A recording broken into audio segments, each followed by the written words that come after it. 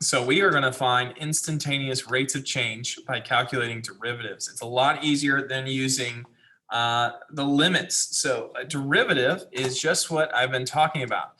The derivative is going to find the instantaneous slope or rate of change or velocity in any equation. Now, how do we find a derivative?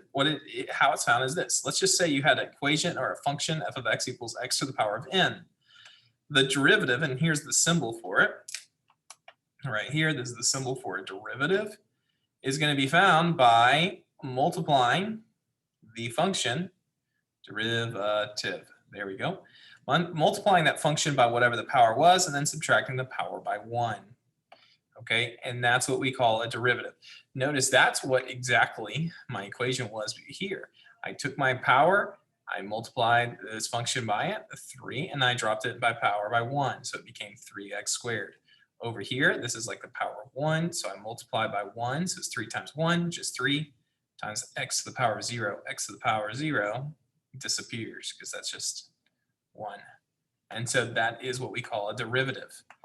Okay, and so that's one rule here. We have a couple more rules. The constant of the derivative of a constant is 0. So derivative, if this is f of x equals constant, then its derivative is 0. We have a constant out front, and you have a power. You would multiply those two values, as shown here. And if you have multiple functions, you just keep doing that are adding or subtracting. You just apply the same rule all the way across each time. Okay, so let's try some of these. Instead of going through the whole limit, we're going to do the same thing. We're going to find the derivative of this function, and then we're going to find its slope given those values. So first, let's find the derivative. So you represent that by saying f prime of x. And what we're going to do is we're going to take the power each time and multiply the front with it. So power is 3, so 3 times 2 is 6. And this becomes 6x to the power of 3 minus 1, which is 2. You just subtract the power.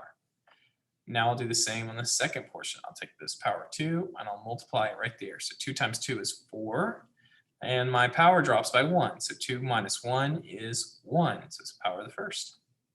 Over here, this is like power of 1. So you would take the power of 1 and multiply.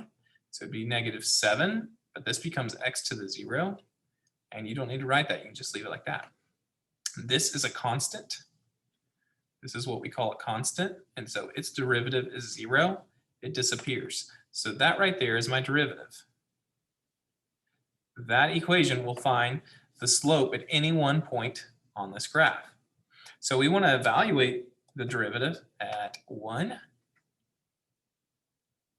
And we're going to evaluate it at 4. So evaluating at 1, you'd have 6 times 1 squared plus 4 times 1 minus 7.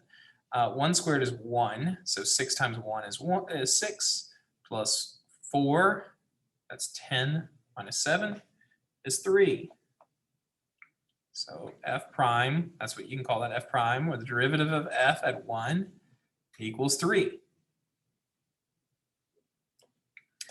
And if I want to find f prime, or the derivative of f at 4, f prime of 4, or derivative of f at 4, what I would do is I would plug in this equation with 4. So it'd be 6 times 4 squared plus 4 times 4 minus 7.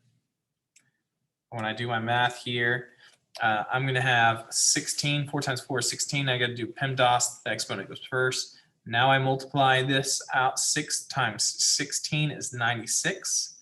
I need to rewrite this out here. 96 plus another 16 minus 7. So that's going to be 105. F prime of 4, or the derivative of f at 4 equals, oops, not -7, 105. Now, I'll give you one to try. And again, you could check all the stuff I was doing with the calculator earlier. Pause the video if you need more time.